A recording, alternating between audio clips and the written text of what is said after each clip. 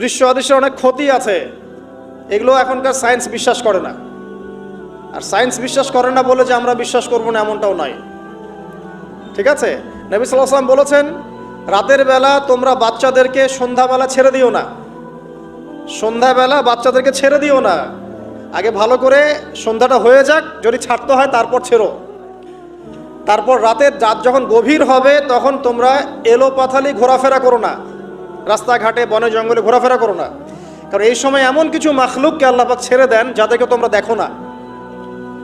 এখন কিন্তু প্রচুর ঘটনা ঘটছে, প্রচুর জিনঘটিত ঘটনা ঘটছে, রুকিয়া করাতে হচ্ছে, জাদুটোনা করা হচ্ছে, বানটোনা করা হচ্ছে না? আর অনেক সময় আমরা মনে করি, এখন সায়েন্সের যুগ তো, মানুষ মনে করে এগুলোর কোনো ভিত্তি নাই মনে হয়। কোরআন বলছে জাদু সত্য। কে বলছে? কোরআন বলছে জাদু সত্য। কোন সূরা? সূরা বাকারা আয়াত নাম্বার 101। সূরা বাকারা আয়াত নাম্বার 101, 102 পড়ে দেখেন। ওয়াত্তাবাউ মা তাতলু শায়াতিন আলা মুলকি সুলাইমান, এই আয়াতটা পড়েন, বিশাল একটা আয়াত আছে। ওয়ামা কাফারা সুলাইমান ওয়ালাকিন্না শায়াতিন কাফারু ইউআল্লিমুনা আন-নাস সিহর। এই সিহর দিয়ে কি হতো? মা ইউফাররিকুনা বিহি বাইনাল মারই ওয়া যাওজি। সুলাইমান আলাইহিস সালামের সময় এই জাদুবিদ্যার প্রচলন ছড়িয়ে পড়ে। এই জাদু মানুষ শিখে কি করছিল? নারী পুরুষের মাঝখানে, স্বামী স্ত্রীর মাঝখানে বিভেদ সৃষ্টি করছিল। এখন দেখেন না, পরিবারের স্বামী স্ত্রীর বন্ধন ভেঙে যায় না? খুব ভালো সম্পর্ক, হঠাৎ করে সম্পর্ক খারাপ, কেউ কাউকে দেখতে পারে না, এমন হচ্ছে না? এই জাদুবিদ্যা সত্য।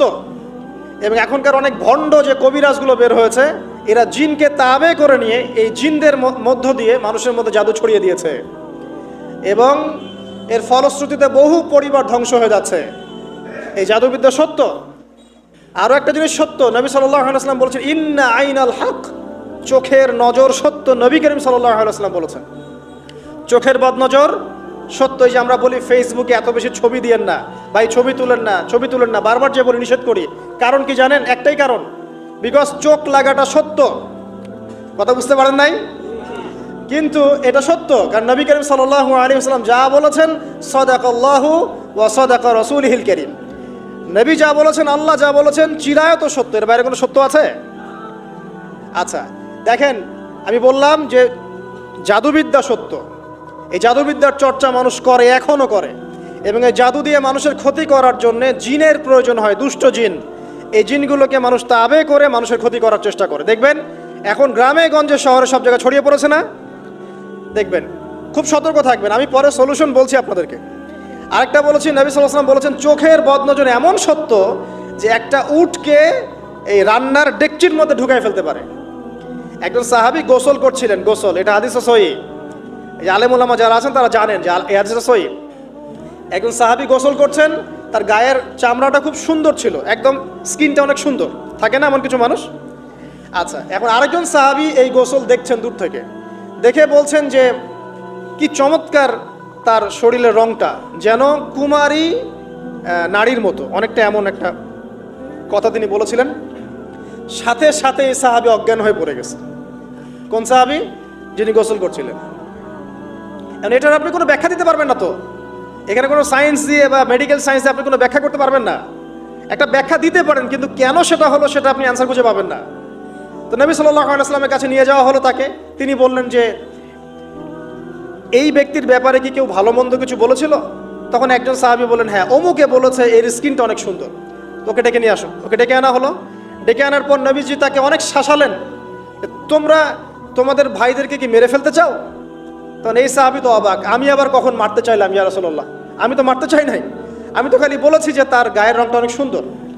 তখন তিনি বললেন, কেন তুমি সুবহানাল্লাহ বললে না? কেন তুমি মাশাআল্লাহ বললে না? যখন মাশাআল্লাহ বলবেন, সুবহানাল্লাহ বলবেন, নজরটা লাগবে না। আর যখন আপনি মাশাআল্লাহ বলবেন না, সুবহানাল্লাহ বলবেন না, দেখবেন নজর লেগে গেছে।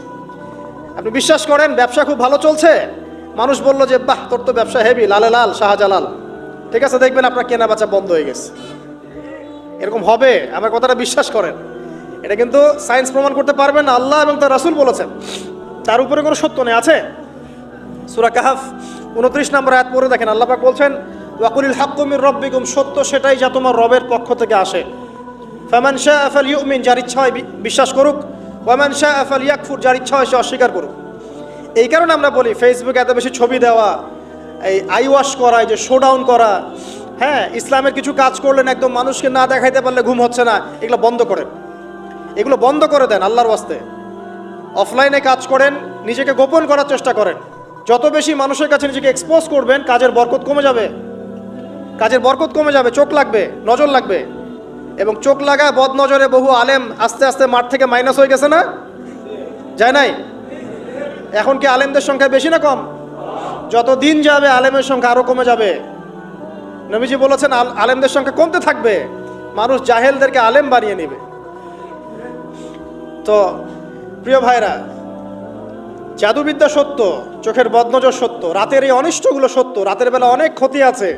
এই জন্য নবীজি বলছেন বাচ্চাদেরকে বাইরে বের করো না, এবং তোমরাও রাত যখন গভীর হবে তখন এদিক ওদিক ঘোরাফেরা করো না। দেখবেন রাত যত গভীর হয় আমাদের শহরগুলো তত জীবিত হয়, তাই না? তাই না? রাত যত গভীর হচ্ছে শহর তত জীবিত হয়। চায়ের দোকানে আড্ডা বেশি, ওই সিনেমা দেখছে, টিভি দেখছে, ক্যারাম খেলছে, লুডো খেলছে। ঘুম নাই। ঘুম কখন? ফজরের আগে আগে। ফজরের নামাজ কিন্তু নাই, ফজরের ঠিক আগে আগে আবার ওই যে জোহরের নামাজের সময় উঠতেছে। এখন আমাকে বলেন, এরকম জেনারেশনকে দিয়ে কি আসলে ইসলামের কোনো খেদমত হবে? আচ্ছা, নবীজি রাতের বেলা আর্লি ঘুমাতেন। আল্লাহ পাক আমাদের সবাইকে তাড়াতাড়ি ঘুমানোর তৌফিক দান করুন। হ্যাঁ, আপনি ইলম চর্চা করলে রাত জেগে থাকতে পারেন, আপনি যদি জ্ঞান চর্চা করেন রাত জাগতে পারেন, আপনি কোনো গবেষণা করছেন, নামাজ পড়ছেন বা কোরআন হিফজ করছেন, আপনি রাতের আর্লি উঠবেন, এটা আলাদা বিষয়। কিন্তু কমনভাবে আমাদের এই যে ফেসবুক, ইউটিউবিং ইত্যাদিতে আমরা লিপ্ত থাকি, সারা রাতটা কাটাই আড্ডাবাজি করে, এগুলো বন্ধ করতে হবে। এগুলো বন্ধ না করলে ফিজিক্যালি আমরা সুস্বাস্থ্যের অধিকারী হতে পারবো না। সারা দিনটা আমাদের একটা কি বলবো অলসতার ভাবে যাবে, এবং দিনের বেলা কাজগুলো ব্যাহত হবে। এতে করে আমাদের উম্মার এই পুরো বড় যে তরুণ প্রজন্ম আছে, এদেরকে আপনি সম্পদে পরিণত করতে পারবেন না। তাই এই সিস্টেমটা চেঞ্জ করা দরকার।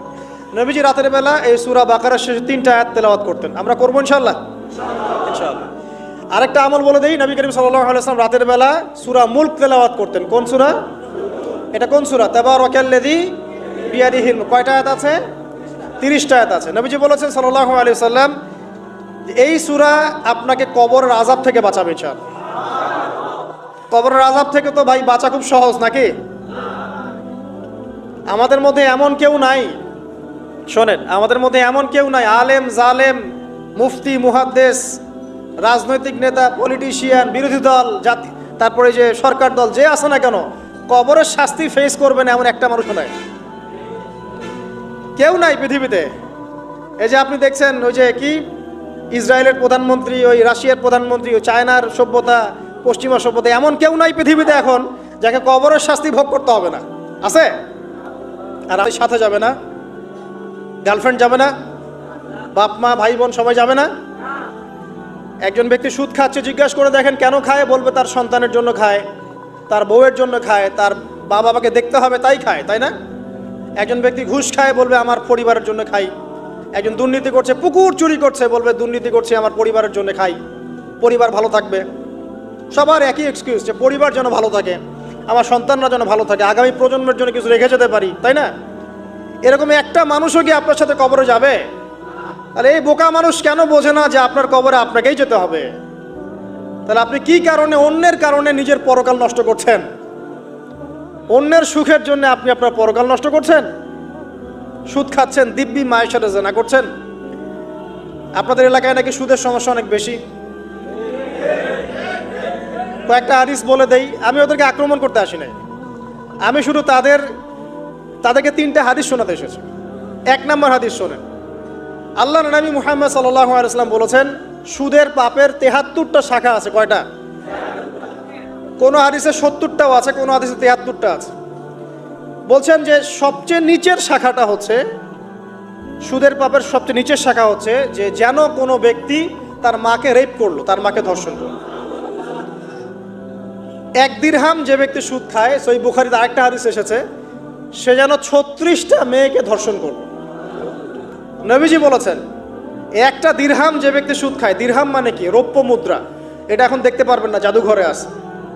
এখন দেখবেন সব বিকাশ, রকেট, ইলেকট্রনিক মানি। এখন দেখবেন কাগজের মানি সব। এক সময় ছিল দিরহাম, কি ছিল?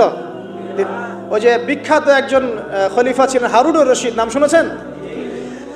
বলা হয় যে হারুনুর রশিদ আব্বাসীয় খলিফাদের সময় ছিলেন উনি। বলা হয় যে উনি প্রতিদিন 1000 দিরহাম মানুষকে দান করতেন, আর দৈনিক 100 রাকাত নফল নামাজ পড়তেন। ওই যে দিরহাম মানে একটা রৌপ্য মুদ্রা, তো 1 দিরহাম যে ব্যক্তি সুদ খায়, বলা হচ্ছে যে সে ব্যক্তি যেন 36টা মেয়েকে ধর্ষণ করলো বা 36 বার জেনা করলো। আরেকটা হাদিসে এসেছে, এটা কোরআনেও আছে, হাদিসে তো আছেই, কোরআনেও আছে। কি সেটা? আল্লাহ পাক বলছেন, ইয়া আইয়ুহাল্লাযীনা আমানু, হে মুমিনগণ, ইত্তাকুল্লাহ, তোমরা আল্লাহকে ভয় করো, ওয়া যারু মা বাকিয়া মিনার রিবা, সুদের অবশিষ্ট যে টাকা পয়সাগুলো আছে, চক্রবৃদ্ধি হারে যে সুদ খাচ্ছ, ছেড়ে দাও, ছেড়ে দাও। কারণ ওয়াইল্লাম তাফআলু, যদি তোমরা এটা না করো, তাহলে ফাযানু বিহারবিন মিনাল্লাহি ওয়া রাসূলিহি, তাহলে আল্লাহ এবং তার রাসূলের সাথে যুদ্ধের ঘোষণা শুনে রাখো। এই যে সুদের পাপের সবচেয়ে উঁচু শাখাটা হচ্ছে এটা, সবচেয়ে উঁচু শাখা হচ্ছে যে ব্যক্তি সুদ খাচ্ছে, যে দিচ্ছে, যে লিখে রাখছে এবং যে সাক্ষী থাকছে, 4 জনকে নবীজি বলেছেন সমান পাপী। সমান পাপী মানে এরা সর্বোচ্চ লেভেলে পাপ করছে, আল্লাহ এবং তার রাসূলের সাথে যুদ্ধ করছে, আর সর্বনিম্ন পাপ হচ্ছে এরা মায়ের সাথে জেনা করছে। এবং প্রতি দিরহামে এরা 36 বার করে ধর্ষণের পাপ লেখা হচ্ছে। এখন আমি বলি, একটা ব্যক্তি যদি আপনাদের এলাকায় পাওয়া যায়, একজন ব্যক্তি বা একজন ছেলে হোক আর মেয়ে হোক, একটা ব্যক্তি পাওয়া যায় যে ব্যক্তি নিয়মিত জেনা করে, আপনি তাকে কিভাবে ট্রিট করবেন? আপনি কি তাকে সম্মান করবেন? তাকে সালাম দিবেন? তার বাসায় গিয়ে খাবেন? সে যদি আপনাকে দাওয়াত করে খাওয়ায়, খাবেন? একটা মেয়ে যদি একবার জেনা করে, আপনি তার সাথে এরকম করবেন? আর আপনি প্রতিদিন সুদ খাচ্ছেন, প্রতিদিন জেনা করছেন, কিন্তু আপনার কোনো ফিলিংস নাই। ফিলিংস নাই কেন আমি সেটা বলি, ফিলিংস নাই কেন সেটা আমি বলছি আপনাকে। ফিলিংস নাই এই কারণে যে আপনার এই দেহটার ভিতরে একটা আত্মা আছে, রূহ আছে না, একটা কলব বলে একটা কথা আছে না, এই কলবটা আপনার মরে গেছে, জীবিত নাই। আপনার দেহের মধ্যে কোনো কলব নাই, বা কলব থাকলেও সেটা মুর্দা, এটা জিন্দা না। এটা জিন্দা হবে কোথায়? ওই আল্লাহওয়ালা মানুষের কাছে যান, গিয়ে দেখবেন তিনি আপনাকে মৌতের কথা স্মরণ করাবে, কোরআন ধরাই দিবে, জিকির ধরাই দিবে, নামাজ ধরাই দিবে, আস্তে আস্তে দেখবেন আপনার কলবটা আবার জিন্দা হবে। চল, এই মৃত কলব নিয়ে আপনাকে নসিহত করে আমারও কোনো লাভ নাই। আমি যে নসিহত করছি আসলে কোনো লাভ নাই, কারণ আপনার কলবটা মৃত। আগে কলবটা জিন্দা করতে হবে। কলব জিন্দা হবে 2টা কাজ, মাত্র 2টা কাজ। 1, বেশি বেশি কোরআন তেলাওয়াত, পারা যাবে ইনশাআল্লাহ? আল্লাহ আমাকে তৌফিক দেখ, আপনাদেরকে তৌফিক দেখ। আরেকটা হচ্ছে 2, বেশি বেশি আল্লাহর জিকির, বেশি বেশি আল্লাহর জিকির, চলতে ফিরতে সুবহানাল্লাহ, আলহামদুলিল্লাহ, আল্লাহু আকবার, লা ইলাহা ইল্লাল্লাহ, লা হাওলা ওয়ালা কুওয়াতা ইল্লা বিল্লাহ, হাসবুনাল্লাহু ওয়া নি'মাল ওয়াকিল, মানে চলতে ফিরতে, আস্তাগফিরুল্লাহ ওয়া আতুবু ইলাইহি। ঠিক আছে, যত জিকির জানেন চলতে ফিরতে করতে থাকেন, কলব জিন্দা হবে ইনশাআল্লাহ। কলব জিন্দা না হলে নসিহত ঢুকে না ভিতরে। এই যে আপনি একটা কথা শুনছেন, আপনি নসিহত গ্রহণ করছেন, আরেক ভাই শুনছে, গ্রহণ করছে না, কারণ কি জানেন? আপনার কলবটা জিন্দা, তার কলবটা মুর্দা, এতটুকু পার্থক্য। হ্যাঁ, কোরআন সুন্নাহ সবার কাছে আছে না, তো সবাই তো পড়ে হেদায়েত পাচ্ছে না, পাচ্ছে না। কিছু মানুষ পাচ্ছে, কিছু মানুষ পাচ্ছে না। কারণ কি? কারণ 1, তার মনের মধ্যে অনেস্টি নাই, সততা নাই। 2 হচ্ছে তার কলবটা মুর্দা। যদি কলবটা জিন্দা হতো এবং মনের মধ্যে সততা থাকতো, আল্লাহ পাক তাকে হেদায়েত দিতেন ইনশাআল্লাহ। যদি অমুসলিম ভাই বোনরাও থাকে, তাদের মনে যদি সততা থাকে, আল্লাহ পাক কোনো না কোনো দিন ওদেরকে হেদায়েত দিবে ইনশাআল্লাহ। দেখে নিয়ে এই উমর রাদিয়াল্লাহু আনহু, তিনি রাসূল সাল্লাল্লাহু আলাইহি ওয়াসাল্লামকে জান্নাই তরোয়াল নিয়ে আঘাত করতে, জান্নাই ঘটনা জানেন না? তিনি কিন্তু সৎ মনের মানুষ ছিলেন। হয় ডানে যাবো নাহলে বামে, মাঝামাঝি এসবের মধ্যে আমি নাই, হয় মানবো নাহলে মানবো না। ঠিক আছে, উনি সৎ ছিলেন, সৎ মনের অন্তর ছিল, একটা সৎ অন্তর। কেউ জুলুম করেছে, উনি জালেমের পক্ষ নিতেন না, মাজলুমের পক্ষ নিতেন, একদম সরাসরি, ডানে বামে দেখার সময় নাই। এই সততা ছিল তার মনের মধ্যে। আল্লাহ পাক হেদায়েত দিয়ে দেখেন 2য় খলিফা বানিয়ে দিয়েছেন, আলহামদুলিল্লাহ। আর অবশ্যই নবী সাল্লাল্লাহু আলাইহি ওয়াসাল্লামের দোয়া এখানে ছিল। তিনি দোয়া করেছিলেন, আল্লাহ 2 জনের মধ্যে একজনকে হেদায়েত দিও। কে? ওই আবু জাহাল ইবনে হিশাম, না হলে ওমর ইবনুল খাত্তাব। আল্লাহ পাক ওমর রাদিয়াল্লাহু আনহুকে কবুল করেছেন, আলহামদুলিল্লাহ। এখনো যদি আল্লাহ পাক কারো মনের মধ্যে সততা দেখেন, ইনশাআল্লাহ তাআলা আল্লাহ পাক আপনাকে হেদায়েত দিবেন ইনশাআল্লাহ। আপনি নামাজ পড়ছেন না, তো মনটা অনেস্ট আপনার, কারো ক্ষতি করছেন না, কারো ক্ষতির মধ্যে আপনি নাই, কারো সম্পদ লুট করছেন না, ইচ্ছা করে কারো ক্ষতি করার চেষ্টা করছেন না, কাউকে বিপদে ফেলার চেষ্টা করছেন না, আপনি সৎ আছেন মনের দিক থেকে, আল্লাহ চাইলে আপনাকে নামাজি বানাই দিবে ইনশাআল্লাহ, বানাই দিবে ইনশাআল্লাহ একদিন না একদিন, কারণ আপনার মনের মধ্যে সততা আছে। একজন ব্যক্তি মিউজিক করছে মনে করেন, কিন্তু কোনো মাদকে নাই, জাস্ট মনের তৃপ্তির জন্য করছে, আল্লাহকে বিশ্বাস করে, আল্লাহর সাথে সে ওই ইবলিসের মতো আচরণ করে না। আল্লাহ চাইলে তাকে একদিন হেদায়েত দিতে পারেন ইনশাআল্লাহ। একজন মাদক খাচ্ছে, মনে করেন সে মাদক খাচ্ছে মনের কষ্টে, হতাশা, চাকরি বাকরি পায় না, পরিবার থেকে চাপ, গার্লফ্রেন্ড ছেড়ে চলে গেছে, এখন মদ খাওয়া শুরু করছে। ও মনে করছে এখানে গেলে শান্তি পাবে আর কি। কিন্তু আল্লাহ বলে একজন আছে, সে বিশ্বাস করে, নামাজ মানে, কোরআন মানে, কেবলা মানে, নবীকেও মানে, কিন্তু সে জানে যে আমি একটা পাপ করছি, তার মনটা সৎ। আল্লাহ চাইলে ওই ব্যক্তিকে তওবার সুযোগ দিতে পারেন ইনশাআল্লাহ। কাকে দিবেন না জানেন? এই যে এখনকার বুদ্ধি বিক্রেতাগুলোকে নাও দিতে পারে। কথা বুঝতে পারেন নাই? যারা জানে যে কোরআন সত্য, যারা জানে যে হাদিস সত্য, যারা জানে ইসলামী চূড়ান্ত ধর্ম, যারা জানে সত্য মিথ্যার চূড়ান্ত মানদণ্ড আল্লাহর ওহী, তারপরেও দুনিয়ার স্বার্থে, পলিটিক্যাল স্বার্থে, সমাজের স্বার্থে সে ইসলামের বিরোধিতা করছে, আল্লাহ পাক এদেরকে হেদায়েত দিবেন না। এত সহজ না, মনটা সৎ হতে হয় আগে। যারা জানে যে কোরআন সুন্নাহ একদম সত্য, চিরায়ত সত্য, তারপরেও এর বিরোধিতা করছে, আল্লাহ পাক আবা ওয়াস্তাকবার, এদেরকে হেদায়েত দেন না। আল্লাহ পাক বলেছেন কোরআনে যে সবাইকে আমি হেদায়েত দিব না, সবাইকে দিব না, বরং বেশিরভাগকেই দিব না। কলিলুম মিন ইবাদিয়াশ শাকুর, আমার শুকরগুজার বান্দা হবে খুবই অল্প, খুবই অল্প। আবার এই উম্মতের মধ্যে আবার ৭৩ দল, তার মধ্যে এক দল জান্নাতে যাচ্ছে, তাই না? মানা আলাইহি ওয়া আসহাবি, আমি যার উপরে আছি, আমার সাহাবীরা যার উপরে আছে। তো আল্লাহ পাক আমাদের সবাইকে একটা সৎ হৃদয়ে লালন করার তৌফিক দান করুন। যেটা জানি না হয়তো আমল করতে পারছি না, জেনেছি কোরআনে আছে, জেনেছি হাদিসে আছে, জেনেছি এটা ইসলাম, মানবো ইনশাআল্লাহ। এটা আমার বুঝে আসুক বা না আসুক, আমি বুঝে আসুক বা না আসুক।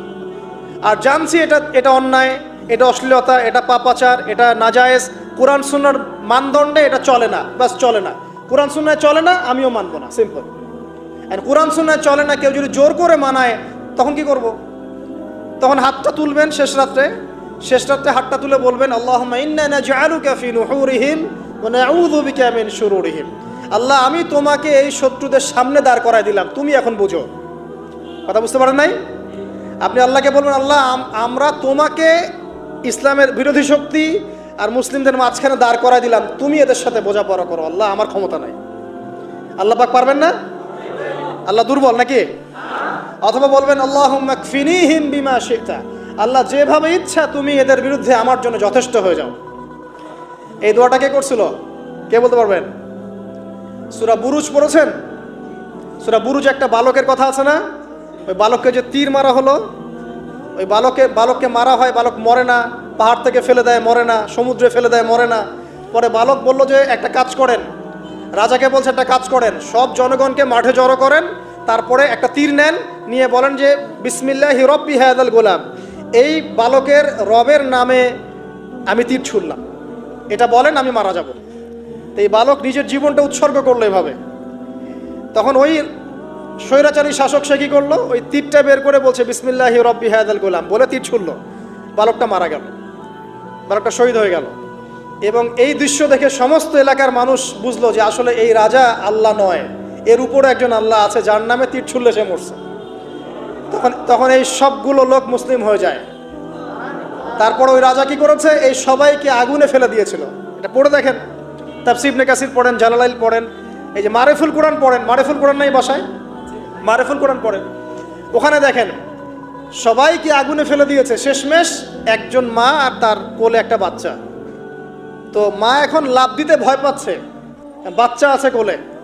ঠিক সেই মুহূর্তে ওই বাচ্চা কথা বলে উঠেছে। সে বাচ্চা বলেছে, হে আম্মা, তুমি লাফ দাও, ভয় পেও না, যে আগুন তুমি দেখছো এর নিচে জান্নাত আছে। তো ইতিহাসে 3 জন শিশু কথা বলেছে, দুগ্ধপোষ্য শিশু, তার মধ্যে এই বাচ্চাটা একজন। আরেকজনকে কে বলতে পারবেন? এই তো ঈসা ইবনে মারইয়াম, তিনি কথা বলেছেন না? কথা বলেছেন। তো আল্লাহ পাক চাইলে এটা করতে পারেন না? এমনকার বিজ্ঞান বলবে যে একটা বাচ্চা কথা বলতে পারে, 2 মাসের বাচ্চা, তার মানে আল্লাহ ভুল, বিজ্ঞান সত্য? না বিজ্ঞান ভুল, আল্লাহ সত্য? কোনটা? আপনাদের আকীদা ঠিক করেন।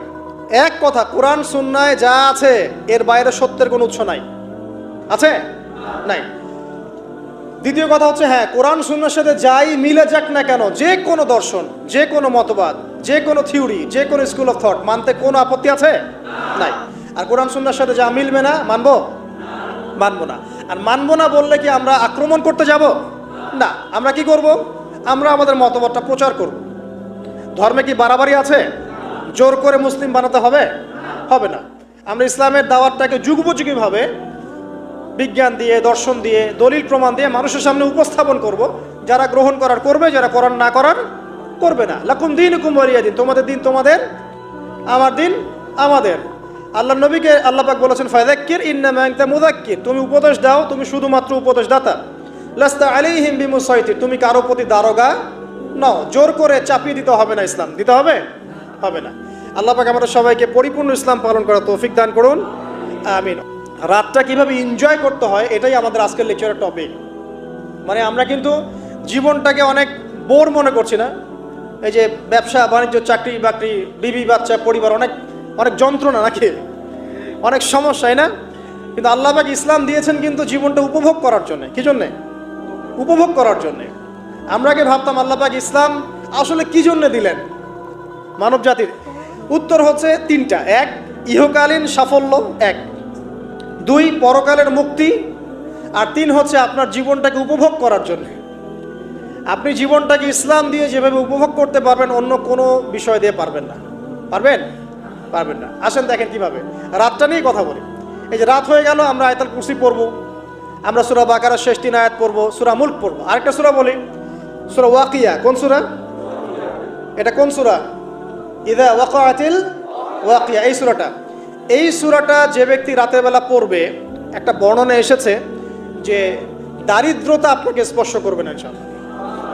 এই যে সুদ খাচ্ছে কি জন্যে? টাকার জন্য তো নাকি? টাকা পয়সা ধন দৌলত করবেন, এই তো আপনার উদ্দেশ্য নাকি? এই জন্যই তো মায়ের সাথে জানা করছে, তাই তো? আল্লাহ বলছেন সূরা ওয়াকিয়া পড়েন, আপনার দারিদ্রতা দূর হয়ে যাবে ইনশাআল্লাহ।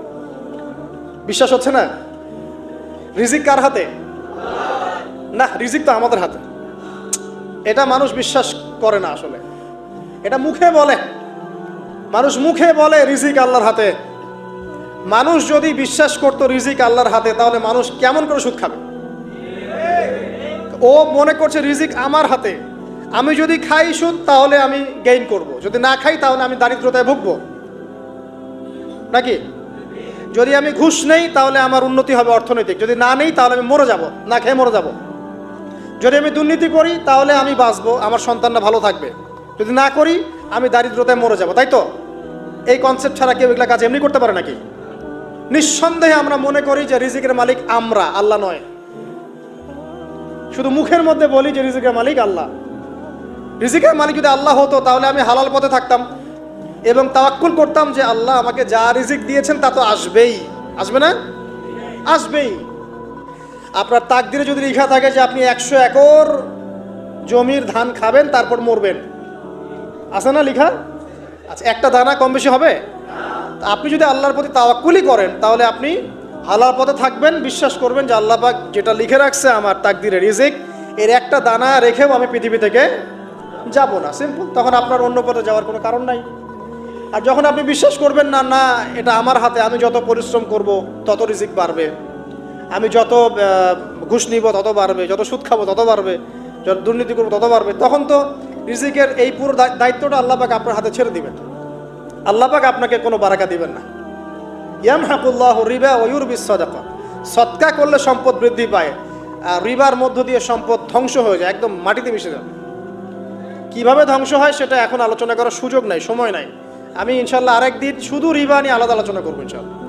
এটা সমাজের নিচু লেভেল থেকে উঁচু পর্যন্ত দরিদ্র মানুষদেরকে আরো দরিদ্র করবে আর ধনীদেরকে আরো ধনী করবে। সম্পদ এক শ্রেণীর মানুষের হাতে গিয়ে জমা হয়ে যাবে, সবার হাতে সম্পদ এভাবে সার্কুলেট করতে থাকবে না। আর যখন আপনি জাকাত ভিত্তিক অর্থনীতি চালু করবেন, সদকা করবেন, হালালে থাকবেন, ব্যবসা করবেন, তখন সম্পদ এক হাত থেকে আরেক হাতে ঘুরতে থাকবে। এটা এমনি বুঝবেন না, ইনশাল্লাহ আরেকদিন বুঝাবো। আসেন, যে দারিদ্রতা দূর করতে চান, সচ্ছলতা চান, কয়েকটা কাজ করেন। এই যে বললাম, 1 নাম্বার সূরাতুল ওয়াকিয়া তেলাওয়াত করেন, 5 ওয়াক্ত নামাজ জামাতে পড়েন, ডেইলি কিছু সময়ের জন্য কোরআন তেলাওয়াত করেন, আর আল্লাহর কাছে রিজিক চান, জিকির বেশি বাড়ায় দেন। পারবেন না ইনশাআল্লাহ? আর একটা দোয়া শিখাই দেই ইনশাআল্লাহ। এই দোয়া করলে রিজিক তো বাড়বেই ইনশাআল্লাহ, আপনার যত ঋণ আছে ইনশাআল্লাহ আল্লাহ পাক শোধ করে দিবেন। বিশ্বাস করলেন না? এই দোয়া শিখাই দিচ্ছি, এই জন্য আমাকে হাদিয়া দেওয়া দরকার, স্পেশালি আমাকে এখন হাদিয়া দেওয়া দরকার। এটা গুরুত্বপূর্ণ দোয়া শিখাই দিচ্ছি। আলী রাদিয়াল্লাহু আনহু বলেছেন, কোনো ব্যক্তির যদি পাহাড়ের সমানও ঋণ থাকে, এই দোয়া যদি আমল করে, আল্লাহ পাক ওই ঋণও শোধ করে দিবেন ইনশাআল্লাহ। আর ঋণ কেমন জানেন? ওই যে এখন মানুষ ঋণ নিচ্ছে 1 কোটি টাকা ব্যাংক থেকে, 2 কোটি টাকা ব্যাংক থেকে, হ্যাঁ, কত বছর, 10 বছরের জন্য, 20 বছরের জন্য বাড়ি করছে, তাই না? তার ধারণা এমন যে সে মারা গেলে তার ঋণটা কেউ না কেউ শোধ করে দিবে, তাই তো? আর আল্লাহর রসুল কি বলছেন দেখেন, একজন মারা গেছেন, নবী সাল্লাল্লাহু আলাইহি সাল্লামের সময় একজন মারা গেছেন। তো নবী করিম সাল্লাল্লাহু আলাইহি সাল্লাম বলছেন, এই ব্যক্তির কি কোনো ঋণ আছে? একজন সাহাবী বলেন, হ্যাঁ ইয়া রাসূলুল্লাহ, তো ঋণ আছে। নবীজি বললেন, তোমরা ওর জানাজা পড়ো, আমাকে ডেকো না। তোমরা ওর জানাজা পড়ে নাও, আমি জানাজা পড়তে চাচ্ছি না। আমি এখন কেমন করে আপনাকে বুঝাবো ঋণ কত ভয়ঙ্কর জিনিস। আপনি যে ব্যাংক থেকে 3-4 কোটি টাকার লোন নিয়ে রাখছেন, লাখ লাখ টাকা লোন নিয়ে বসে আছেন, দিব্যি সুখে বসে আছেন, এমন চিন্তায় যে আপনার মৌত হবে না। আর নবী সাল্লাল্লাহু আলাইহি ওয়াসাল্লামের সময়ে একজন মারা যাচ্ছেন, তিনি বলছেন তোমরা জানাজা পড়ে নাও, আমি জানাজা পড়তে চাচ্ছি না। মানে ঋণগ্রস্ত ব্যক্তির জানাজাও তিনি পড়তেন না। তারপরে একজন এসে বললেন, ইয়া রাসূলুল্লাহ, আমি তার ঋণ শোধ করে দিব, তার যা ঋণ আছে আমি শোধ করে দিব। তখন নবী এসে জানাজা পড়লেন সাল্লাল্লাহু আলাইহি ওয়াসাল্লাম। তো আপনার এই কোটি কোটি টাকা ঋণ শোধ করার লোক তো রেডি আছে নাকি? আছে না? সমস্যা নেই, আপনার জানাজা পড়া হবে, কারণ হুজুরকে আপনি 5,000 টাকা দিবেন, হুজুর জানাজা পড়াই দিবে, কোনো সমস্যা নেই। আল্লাহ পাক বলেছেন যে শহীদ, আল্লাহর পথে যুদ্ধ করে শহীদ হয়েছে, এই ব্যক্তির আত্মাও ঝুলে থাকে যতক্ষণ পর্যন্ত না তার ঋণটা শোধ করা হয়। এবার বলেন আমি কি বুঝাবো আপনাকে? আর কিছু বলতে হবে? তো এখন সেই দোয়া শিখাচ্ছি আপনাদেরকে, যেই দোয়া শিখলে আপনারা ঋণ থেকে বাঁচবেন ইনশাআল্লাহ। কত দিবেন বলেন? আচ্ছা, হ্যাঁ, এই তো শুকরিয়া। দোয়া করবেন যেন আল্লাহ পাকের দিনটাকে আল্লাহর জমিনে প্রতিষ্ঠা করতে পারি। আমার সাথে বলেন, দোয়াটা হচ্ছে আল্লাহুম্মা ইকফিনি বিহালালিকা আন হারামিকা ওয়া আগনিনি বিফদলিকা আম্মান সিওয়াকা। এই দোয়াটা ছোট না, এটা মুখস্থ করবেন, সেজদায় পড়বেন, নামাজের সেজদায় পড়বেন, আত্তাহিয়াতু দরুদ শেষ তারপরে পড়বেন, নামাজ শেষে হাত তুলে করবেন, যখন তখন শেষ রাত্রে করবেন। ইনশাআল্লাহ দেখবেন আপনার ঋণ বলতে কিছু থাকবে না ইনশাআল্লাহ। যদি থাকেও, বড় কোনো ঋণ থাকেও, আল্লাহ পাক অন্য কোনো মাধ্যমে এটা শোধ করার ব্যবস্থা করে দিবেন ইনশাআল্লাহ। ইনশাআল্লাহ আমার জীবনে এমন ঘটনাও ঘটেছে, এটা এখন গল্পটা মনে পড়ে গেল তাই বলছি, যে 1,20,000 টাকা ঋণ আছে আমার, শোধ করার কোনো অপশন নাই। আমার কাছে, আমার চোখে ধরা পড়ছে না যে 1,20,000 টাকা আমি কেমনে দিব। কি হলো, হঠাৎ করে আমরা একটা সার্কুলার দেখলাম যে সারা বাংলাদেশে ইসলামিক ট্যালেন্ট খোঁজা হচ্ছে। 2000, এটা মনে হয় 17 কি 18 সালের কথা, হ্যাঁ 18 না, আচ্ছা 18।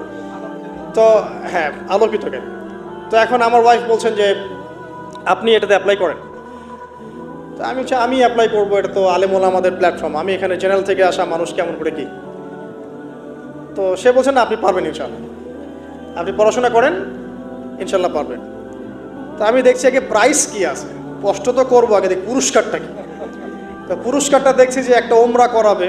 ওমরা করা তো যে কারোর জন্য একটা মানে স্বপ্নের ব্যাপার না, ওমরা করা তো সবাই আমরা খুব পছন্দ করি। আল্লাহ পাক আমাদেরকে বেশি বেশি ওমরা করার তৌফিক দেখ। আর লেখা আছে যে ফার্স্ট প্রাইজ 3 লাখ টাকা, second prize 2 lakh, third prize হচ্ছে 1 লাখ টাকা। তারপর টানা 4 কি 5 মাস দৈনিক 10 থেকে 12 ঘন্টা করে পড়েছি। টানা 4 থেকে 5 মাস দৈনিক 10 থেকে 12 ঘন্টা, নাওয়া খাওয়া সব ওখানেই। আর যতটা সহজ মনে করছেন, আসলে কিন্তু প্রতিযোগিতা অত সহজ নয়। আসলে যে কোনো জায়গা থেকে প্রশ্ন আসতে পারে, আকিদা, সিরাত, ইতিহাস, এটা ওইটা, অনেক টপিক, প্রায় 36টা বিভাগ আছে। তো আলহামদুলিল্লাহ কীভাবে জানি আস্তে আস্তে উঠতে পারলাম। গিয়ে দেখলাম যে হ্যাঁ, টিভি রাউন্ডে চলে গেছে। আমি তেমন কিছুই করি নাই, আমি শুধু পরিশ্রম করেছি, আল্লাহর কাছে বেশি থেকে বেশি দোয়া করেছি যে আল্লাহ আমার ঋণ আছে, ঋণ শোধ করতে হবে একটা। এবং আমি চাচ্ছি যে এই প্রোগ্রামের মধ্য দিয়ে দিনের একটা বড় সার্কেল পাওয়া যায়, দিনই প্ল্যাটফর্ম পাওয়া যায়। তো আলহামদুলিল্লাহ আল্লাহ পাকের ইচ্ছায় সেখানে একটা ভালো রেজাল্ট হলো এবং সেখানে ওমরাও করা হলো আলহামদুলিল্লাহ, এবং ক্যাশ তারা খুব তাড়াতাড়ি দিয়ে দিয়েছে। আমি পুরো ক্যাশটা আগে পেয়েই আগে ঋণটা শোধ। এখন এই সময় কিন্তু আমি দোয়াটা করেছি, আল্লাহুম্মা কফিনি বিহালালিকা আন হারামিক ওয়া আগনিনি বিফদলিকা আম্মান সিওয়াক। দেখেন, আমি কিন্তু জানতামও না এমন কোনো প্রতিযোগিতা হবে, আমি সেখানে পার্টিসিপেট করব, ওই ওসিলায় ওমরা করব, ওই ওসিলায় আবার ঋণও শোধ হবে, আমার কিন্তু মাথায় ছিল না। এটাই হচ্ছে আল্লাহ পাকের সেই আয়াত, ওয়া মান ইয়াত্তাকিল্লাহ ইয়াজআল লাহু মাখরাজা।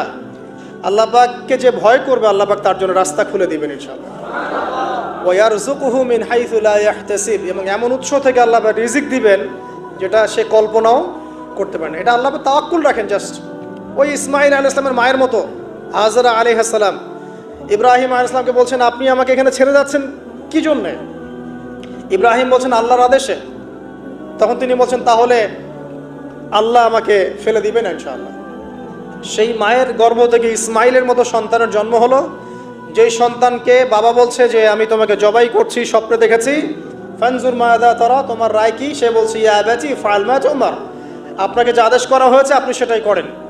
সাতাজিদুনি ইনশাআল্লাহু মিনাস সাবিরিন, ইনশাআল্লাহ আপনি আমাকে ধৈর্যশীল পাবেন। দেখেন কোন মায়ের গর্ভ থেকে কোন সন্তান।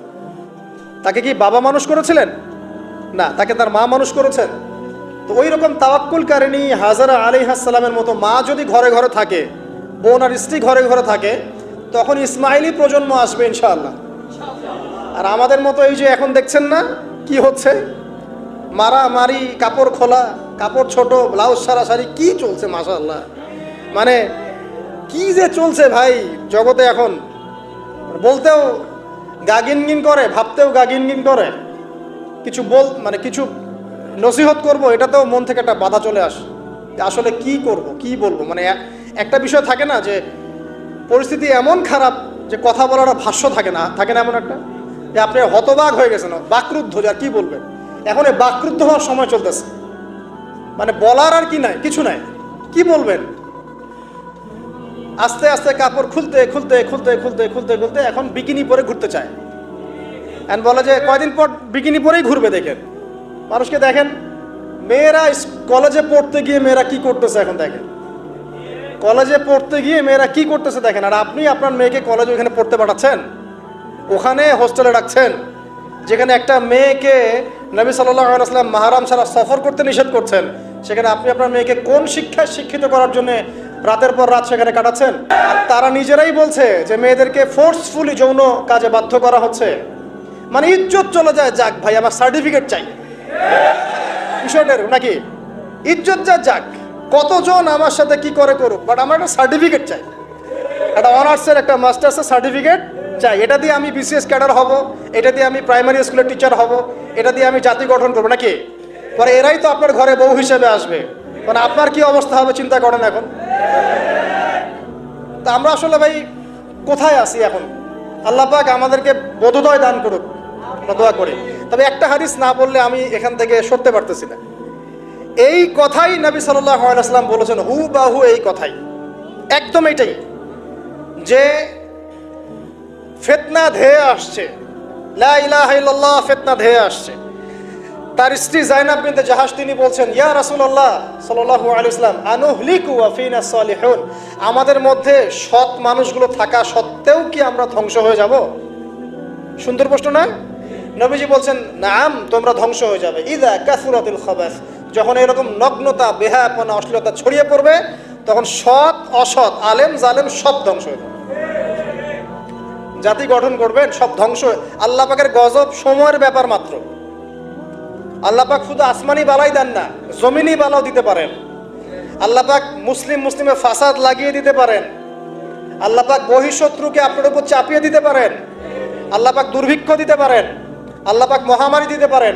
আল্লাহ পাক কুন বললে ফায়াকুন হতে পারে। সে আল্লাহকে ভুলে গিয়ে এইসব প্রগতিশীলতার নামে যখন নগ্নতার চর্চা হচ্ছে, অশ্লীলতার চর্চা হচ্ছে, আর আমরা এগুলো সব মুখ বুঝে সহ্য করছি, মাদক, পর্ন, জেনা, ব্যভিচার সব চলছে চোখের সামনে, আমরা কিচ্ছু বলার নাই, সুদ ঘুষ সব চলছে। এটা সময়ের ব্যাপার যে আল্লাহ পাকের গজব কখন আসবে। আর যখন আসবে, আলেম জালেম কাউরে ছাড়বে না ইনশাআল্লাহ। আমারে আপনারে কাউরে ছাড়বে না ইনশাআল্লাহ, দেখে নিয়ে। আরেকটা কথা নবীজি বলছেন, দুই শ্রেণীর মানুষ আসবে কিয়ামতের আগে আগে, আমি দেখি নাই। তখন সাহাবীরা বলছেন, কারা ইয়া রাসূলুল্লাহ? একজন বলছেন, এক শ্রেণী হচ্ছে এমন এক শ্রেণীর পুরুষ। কারা এরা? পুরুষ, যাদের হাতে লম্বা লম্বা লাঠি থাকবে, লাঠি, এই লাঠি দিয়ে তারা মানুষকে পিটাবে। কি আপনারা বুঝতে পারেন না কারা? ভাইও তার মধ্যে আছে, আপনি এবং আপনার ভাই দুজনেই এই কাজ করছেন, ভাইয়ে ভাই মারামারি করছে, সবার হাতেই লাঠি আছে না? আছে। অথচ উভয় মুসলিম, আর একজন মুসলিম যখন আরেকজন মুসলিমের এগেইনস্টে যুদ্ধ করতে যায় বা এরকম মারামারি করতে যায় না, যে মরবে আর যে মারবে উভয়ই অপরাধী, উভয় অপরাধী।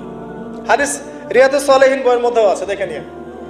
তারপরে দ্বিতীয় শ্রেণী হচ্ছে, নবীজি বলছেন নিসাউন, এক শ্রেণীর মহিলা আসবে, আমি দেখি নাই, মানে ওই যুগে ছিল না। আইয়ামে জাহেলিয়াতের বর্বর যুগেও এরকম মেয়ে ছিল না। তার মানে বুঝতে পারছেন, আইয়ামে জাহেলিয়াতের যে যুগটাকে এখন বর্বর বলে না, বর্বর, সেকেলে, মধ্যযুগীয় এইসব কথা বলে না, ওই যুগেও এই মানুষগুলো ছিল না। তার মানে নবীজি বলছেন আমি দেখিনি, লাম আরাহুমা, আমি ওদেরকে দেখি নাই। তারা কারা? নিসাউন, এক শ্রেণীর মহিলা, কাসিয়াতুন আরিয়া, যারা কাপড় পরবে বাট নগ্ন থাকবে, কাপড় পরবে কিন্তু নগ্ন থাকবে। মুমিলাত মাইলাত, নিজেও মানুষকে আকৃষ্ট করবে, আবার নিজে আকৃষ্টও হবে, জান্নাতে যাবেও না, জান্নাতের গন্ধও পাবে না। নেন এবার এখন দেখেন, একটু ভেবে দেখেন যে আমার ঘরে কি সেরকম মেয়ে আছে কিনা, আমার ঘরে সেরকম বোন আছে কিনা, আমার ঘরে তেমন ওয়াইফ আছে কিনা। এখন যদি আপনি আল্লাহ এবং তার রাসূলকে সর্বোচ্চ অগ্রাধিকার দেন, আল্লাহর ওয়াস্তে ওদেরকে ঠান্ডা মাথায় বোঝানোর চেষ্টা করেন, বোঝান যে তাদের ফাংশনটা কি, দুনিয়াতে ওদের ফাংশন কি, দুনিয়াতে মেয়েদের ফাংশনটা কি, একটা পরিবারে একটা মেয়ের ফাংশন কি, স্বামী স্ত্রীর সম্পর্কের মধ্যে মেয়ের ভূমিকা কি, স্ত্রীর ভূমিকা কি, এগুলোকে বুঝান। তবে হ্যাঁ, এক শ্রেণীকে আপনি বুঝিয়ে কুল পাবেন না। তারা কারা সেটাও হাদিস এসেছে, শেষ জামান হাদিস এটাও আছে। দাজ্জালের শেষ অনুসারী হবে এক শ্রেণীর মেয়ে, যাদেরকে তাদের মুমিন পিতা, ভাই এবং স্বামী পরিবারের মধ্যে পর্দায় রাখতে পারবে না। তারা বাঁধন ছিঁড়ে বেরিয়ে চলে যাবে, তারা অনেক আগেই চলে গেছে। তার মানে দাজ্জাল আসার সময়ের ব্যাপার মাত্র। আর যে দেশে আসবে সেই দেশটা এখন অনেক শক্তিশালী, যেদিক দিয়ে বের হবে ওইদিকে এখন দেখেন আবার ইরানের মধ্যে কি চলছে, সবকিছুই রেডি, এখন সব সময়ের ব্যাপার। পরিস্থিতি বোঝেন, পরিস্থিতি বুঝলে আমাদের করণীয় বের হয়ে আসবে। করণীয় আমি অনেক দিন বলেছি, জ্ঞান অর্জনের কোনো বিকল্প নাই, জ্ঞান অনুযায়ী আমলের কোনো বিকল্প নাই, আদর্শ পরিবার গড়ার কোনো বিকল্প নাই, পরিবারে মেয়েদেরকে পর্দায় রাখার কোনো বিকল্প আছে নাই। এমনকি আমাদের ছোট ছোট ছেলে মেয়ে যারা এখন জন্ম নিয়েছে, এদেরকেও ছোটবেলা থেকেই ইসলামের অনুশাসন দিতে হবে, না হলে বড় হয়ে বিগড়ে যাবে। এরা বিগড়াবে না? চতুর্দিকে ফিতনা, এরা তো বিগড়ে যাবেই। হালাল রিজিকের কোনো বিকল্প নাই। দ্বীনের জ্ঞান অর্জন করে দ্বীনি মানুষদের সাথে থাকার কোনো বিকল্প নাই। একা একা থাকতে যাবেন না, দ্বীনের বুঝ আছে এমন মানুষদের সাথে থাকবেন, একসাথে থাকবেন। যেখানেই থাকেন, যে নামেই হোক, একসাথে থাকেন, যে নামেই হোক। ইসলামে তো অনেক দলাদলি আছে না? আচ্ছা হোক, এটা নিয়ে এখন কথা বলার দরকার নাই। যে কোনো ব্যানারেই হোক থাকেন, অ্যাটলিস্ট আপনি ভালো মানুষদের সাথে থাকেন, এটা ভালো হবে ইনশাআল্লাহ। আল্লাহ চাইতে দেখবেন সবার মাঝে একসময় ঐক্য দিয়ে দিতে পারেন, আল্লাহ পারেন না? আর যারা ইন্টেনশনালি উম্মার ঐক্যের বিরোধী, এদেরকে আল্লাহ পাক ধ্বংস করে দিবে ইনশাআল্লাহ, সমস্যা নেই। কারণ আল্লাহ বলে তো একজন আছেন, তিনি সব দেখেন ইনশাআল্লাহ। আর হচ্ছে আপনার জ্ঞানটাকে ইসলামের কল্যাণে কাজে লাগান, আপনার সম্পদ, আপনার জানমাল, এটাকে ইসলামের কল্যাণে কাজে লাগান, দ্বীনের প্রচার প্রসার করতে থাকেন। আক্রমণাত্মক হবেন না, শৈথিলতাবাদীও হবেন না, চরমপন্থী হবেন না, আবার এই যে গোলালু মার্কাও হবেন না। গোলালু কি মানে? সব তরকারিতেই চলে। যখন দেখবে যে একটা বিষয় আসছে, আস্তে করে পাশ কেটে এমন একটা বিষয় নিয়ে কথা বলা শুরু করবে যেটার সাথে এখনকার বিষয় কোনো সম্পর্ক নেই। দেখবেন যে পুরো বিশ্বে একটা বিষয় চলছে, দেশ একটা বিষয় নিয়ে গরম, তখন দেখবেন কথা হচ্ছে মেয়েরা নেল পালিশ দিতে পারবে কিনা। আরে সুশ্রী মার্কে ইসলাম নিয়ে চলার দরকার নেই। যখন যেটা সামনে আসবে এটা ফেস করতে হবে, এবং সেটা চরম পন্থায় না, আক্রমণাত্মকভাবে না, মানুষকে হিকমার সাথে, নসিহতের সাথে ঠান্ডা মাথায় যুক্তি প্রমাণ দিয়ে বুঝাতে হবে। এরপর যারা বুঝবে আলহামদুলিল্লাহ, যারা বুঝবে না এদের দায়িত্ব কারো হাতে? আল্লাহর হাতে। আল্লাহ পাক হয় গজবে শেষ করবেন, না হলে আল্লাহ পাক চাইলে হেদায়েতও দিতে পারে, এটা আল্লাহ পাকের এখতিয়ার। তো আসেন ভাই, এই আমলগুলোর সাথে আর কয়েকটা আমল বলে দেই। সেটা হলো রাতের বেলা অবশ্যই সূরা কাফিরুন একবার পড়বেন। কোন সূরা? এই সূরা যে ব্যক্তি একবার করে পড়বে প্রত্যেক রাতে, আল্লাহ পাক তাকে শিরকের পাপ থেকে বাঁচাবে। কোন পাপ? শিরকের পাপ। আর শিরকের পাপ সবচেয়ে মারাত্মক। যার আমল নামায় শিরকের পাপ আছে, এই আমল নামা জান্নাতে যাচ্ছে না, এটা স্পষ্ট কথা। সূরা নিসার মধ্যেও আছে, অন্য অনেক জায়গাতেই আছে যে আল্লাহ পাক সব গুনাহ মাফ করতে পারেন, শিরকের গুনাহ মাফ করবে। তওবা করলে পরে আল্লাহ পাক মাফ করবে। তওবা করে আবার ইসলামের দিকে আসতে হবে। আল্লাহ পাক তৌফিক এনায়েত করুন, আমিন। শিরকের পাপ থেকে বেঁচে থাকেন। আর শিরক সম্পর্কে জানার জন্য কিতাবুত তাওহীদ একটা বই আছে, এটা পড়ে। তারপরে রাতের বেলা 33 বার সুবহানাল্লাহ পড়বেন, 33 বার আলহামদুলিল্লাহ পড়বেন, আর 34 বার আল্লাহু আকবার পড়বেন। ঠিক আছে? এরপরে আপনি রাতে আর্লি ঘুমিয়ে যান। যতটুকু সময় ঘুমিয়ে থাকবেন এই সময়টুকু ইনশাল্লাহ আপনার আমল নামায় ইবাদত বলে গণ্য হবে ইনশাল্লাহ। যদি দেখেন রাতের বেলা দুঃস্বপ্ন দেখছেন, মানে কারো গায়ে থুতু দিবেন না, থুতু ফেলার ভান করবেন, তারপরে পাশ পরিবর্তন করে ঘুমাবেন। ঠিক আছে? দুঃস্বপ্ন মানুষ দেখতে পারে, আর দুঃস্বপ্ন শয়তানের পক্ষ থেকে দেখানো হয়। আর যদি আপনি পবিত্র অবস্থায় ওযু করে ঘুমান, আমলগুলো করে ঘুমান, দরুদ শরীফ পড়তে পড়তে ঘুমিয়ে যান, বা আল্লাহুম্মা বিইসমিকা আমুতু ওয়া আহইয়া পড়ে আল্লাহ জিকির করতে করতে ঘুমিয়ে যান, আপনি আল্লাহর হুকুমে সত্য স্বপ্নও দেখতে পারেন। এটাও হাদিসে আছে, সত্য স্বপ্ন বলে একটা বিষয় আছে। সত্য স্বপ্ন দেখেন, ভালো স্বপ্ন যেটা আপনার মনের মধ্যে আনন্দ দিচ্ছে, তাহলে আপনি প্রিয় কোনো মানুষকে বলবেন, আপনার মা, আপনার স্ত্রী বা আপনার কাছের কেউ। ঠিক আছে? আর দুঃস্বপ্ন দেখলে কাউকে বলতে যাবেন না। যদি দুঃস্বপ্ন দেখেন, উঠে 2 রাকাত নফল নামাজ পড়ে আল্লাহর কাছে দোয়া করবেন, আল্লাহ এই স্বপ্ন আমি দেখেছি, এর অনিষ্ট থেকে আল্লাহ তুমি আমাকে বাঁচাও। প্রয়োজনে একটু সাদাকা করবেন। আর দান সদকা তো এখন মানুষ কমিয়ে দিয়েছে নাকি? মানুষ সমিতিতে টাকা ঢালতে প্রস্তুত, আল্লাহর পথে দান করতে চায় না। তো এদের সম্পদে কোনো বরকত হবে না ইনশাআল্লাহ। যত বেশি আল্লাহর পথে দান করবেন, সম্পদ বাড়বে ইনশাআল্লাহ।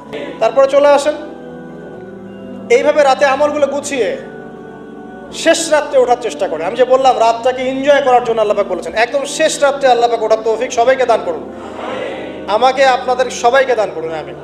শেষ রাত বলতে কোনটা? রাতকে 3 ভাগে ভাগ করতে হবে। কয় ভাগে? একদম শেষের অংশ, মনে করেন যে 1টা থেকে 4টা বা 5টা বা 1:30 থেকে 5টা, এই যে অংশটা আছে না, এটা হচ্ছে শেষের অংশ। এই অংশটা এত বেশি মূল্যবান, এই সময় মানুষ ঘুম থেকে উঠে যে দোয়া করে, লা ইলাহা ইল্লাল্লাহ ওয়াহদাহু লা শারীকা লাহু লাহুল মুলকু ওয়া লাহুল হামদ ওয়া হুয়া আলা কুল্লি শাইইন কাদির, এরপরে বলে সুবহানাল্লাহ, আলহামদুলিল্লাহ, ওয়া লা ইলাহা ইল্লাল্লাহ, ওয়াল্লাহু আকবার, লা হাওলা ওয়া লা কুওয়াতা ইল্লা বিল্লাহ, আল্লাহুম্মা গফিরলি। এরপরে হাত তুলে দোয়া করলে যা চাবেন তাই পাবেন। আল্লাহ রাব্বুল আলামিন হাদিসে কুদসির মধ্যে বলেছেন, শেষ রাতের এই অংশে আল্লাহ পাক প্রথম আসমানে নেমে আসেন। আরশে আজিম কত উপরে, আল্লাহ পাক প্রথম আসমানে নেমে আসেন, মানে আল্লাহ পাকের রহমত কি হয়, একদম কাছাকাছি চলে আসে। আল্লাহ পাক দোয়া কবুল করার জন্য বলেন, কে আছো আমাকে ডাকবে। আল্লাহ পাক আহ্বান করেন, কে আছো পৃথিবীবাসী আমাকে ডাকবে, আমি তার ডাকে সাড়া দিব। কে আছো আমার কাছে দোয়া করবে, আমি তার দোয়া কবুল করব। কে আছো আমার কাছে ক্ষমা চাইবে, আমি তোমাকে ক্ষমা করে দেব। কে আছো অসুস্থ, আমার কাছে শেফা চাইবে, শেফা দিয়ে দিব। আল্লাহ পাক আহ্বান করতেই থাকেন ফজর পর্যন্ত। কি পর্যন্ত? আর ওই সময় এই যে সারা রাত জায়গায় মানুষ ওই সময় ঘুম দেয়, তাই না? ঠিক ওই সময় দেখবেন শহর কেন্দ্রিক জীবনে লক্ষ লক্ষ মানুষ জেনা করতেছে ওই সময়। ঠিক ওই সময়টাতে দেখবেন যে লক্ষ লক্ষ মানুষ মদ খাচ্ছে, লক্ষ লক্ষ মানুষ পর্নোগ্রাফি দেখতেছে, মুভি দেখতেছে, চায়ের দোকান আড্ডা পিটাচ্ছে, শপিং করতেছে, কি না করতেছে। আল্লাহ পাক আহ্বান করছেন ওই সময়, আল্লাহ পাক আহ্বান করছে, কে আছো আমাকে ডাকবে, কে আছো। মানুষ এই কাজ করতে থাকে। অথচ আল্লাহ পাক জাহান্নাম সৃষ্টি করেছেন কাদের জন্য? আমাদের জন্য। জান্নাত কাদের জন্য? আমাদের জন্য। তো আল্লাহ পাক এই সময়টাকে কাজে লাগানোর তৌফিক আমাদেরকে দান করুন। এই সময় উঠে যতটুকু আপনার সামর্থ্য হয়, 2 রাকাত পারলে 2 রাকাত, 4 পারলে 4, 6 পারলে 6, 8 পারলে 8, 20 পারলে 20, যত রাকাত পারেন আপনি 2 করে নফল নামাজ পড়তেই থাকেন। এই সময় নবীজি নামাজ পড়তেন এমনভাবে যে তার পা ফুলে যাইত। 1 রাকাতে 4.5 পারা কোরআন তেলাওয়াত করেছেন। আমাদের তো এত ক্ষমতা নেই, আছে? আচ্ছা নেই, সূরা ইখলাসটাই পড়েন, একবার না পড়ে 10 বার পড়েন, 20 বার পড়েন, পড়া যাবে না? এক রাকাতে বারবার সূরা পড়া যাবে না? যাবে। একটা আয়াতও বারবার পড়া যাবে, যাবে না? আপনি রাকাতটাকে লম্বা করেন, রুকুকে লম্বা করেন, সেজদাকে লম্বা করেন, যত দোয়া আছে এই সেজদার মধ্যে ঢেলে দিবেন। এই ডিজিটাল নামাজ বাদ দেন। ডিজিটাল নামাজ কি? মানে রুকু করলে সেজদা পাওয়া যায় না, সেজদা করলে আবার পরের আবার তাকবীর তাহরিমা পাওয়া যায় না, মানে তাশাহুদ পড়লে দরুদ পাই না, দরুদ পড়লে আবার কি পাই না, মানে আমি মিলাইতে পারি না, মনে দৌড়ের উপর আছি আর কি। ইমাম সাহেব দৌড়ের উপর রাখছে আমাদেরকে। তো এইসব ডিজিটাল নামাজ ত্যাগ করেন, রিল্যাক্সে নামাজ পড়েন, ঠান্ডা মাথা, রিল্যাক্স। আপনি যে কয়টা সূরা জানেন বারবার রিপিট করতে থাকেন এবং সূরাগুলোর অর্থগুলোর দিকে ফোকাস করেন। অর্থটা মুখস্থ করেন, প্রয়োজনে আরবি বোঝেন না, অর্থটা মুখস্থ করেন, করে ওই দিকে আপনি মনোযোগ রাখেন। আর প্রত্যেক রাকাতে একই সূরা পড়বেন না, তাহলে নামাজটা কিন্তু স্বাধীন হয়ে যাবে। সূরা চেঞ্জ করবেন, দেখবেন আপনার মাথাটা বিজি থাকবে, নামাজে মনোযোগ বাড়বে ইনশাআল্লাহ। এটা টিপস। আর কি করবেন? যতক্ষণ মনোযোগ আসে নাই নামাজে থাকেন। রুকু করেছেন, একটু মনে হলো মনোযোগ ডানে চলে গেছে, আবার ফিরায় নিয়ে আসেন, আবার তাসবিহ পড়তে থাকেন। 3 বারই পড়তে হবে, এটা কি লেখা আছে নাকি? 3 বারই পড়তে হবে? আপনি চাইলে 100 বারও পড়তে পারেন না? বাড়ান, সময়টা বাড়ান, নামাজের সময় বাড়ান, তারপর সেজদার সময় বাড়ান। 2 সেজদার মাঝখানে দোয়া করেন, আছেন আল্লাহুম্মা গফিরলি ওয়ারহামনি ওয়াহদিনি ওয়াআফিনি ওয়ারজুকনি, এগুলোর অর্থ বোঝার চেষ্টা করেন। সেজদায় কি পড়ছেন অর্থ বোঝার চেষ্টা করেন। যদি আপনি নফল নামাজ পড়েন, আপনি আরবি জানেনই না, মোটেই একটা দোয়াও জানেন না, পারলে বাংলায় দোয়া করেন ইনশাআল্লাহ। পারা যাবে না? আপনি আরবি জানেনই না, শেখার চেষ্টা করেন, শিখতে থাকেন। যতদিন শেখেন নাই কমপক্ষে অতদিন তো আপনি বাংলায় করতে পারবেন না ইনশাআল্লাহ। আল্লাহ পাক তৌফিক দান করুন, আমিন। ফরজ নামাজে এই কাজ করতে যায় না, আবার এটা নফল নামাজের কথা বললাম। আচ্ছা, এত যে দোয়া নিয়ে ফিকির, হুজুরকে ডেকে এনে দোয়া করান, মায়ের জন্য দোয়া, বাপের জন্য দোয়া, কুলখানি 40টা, কত কি করেন। শেষ রাত্রে হাতটা তুলে আল্লাহর কাছে দোয়া করেন।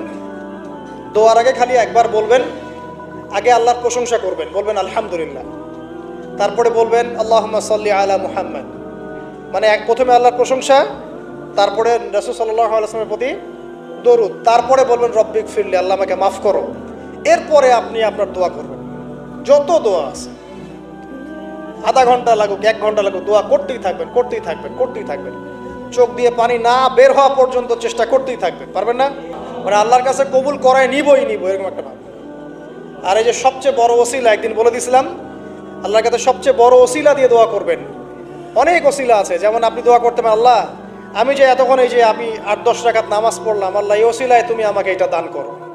আল্লাহ আমি এই যে কোরআন তেলাওয়াত করেছি, খতম করলাম, এই ওসিলা আল্লাহ তুমি আমাকে এটা দান করো।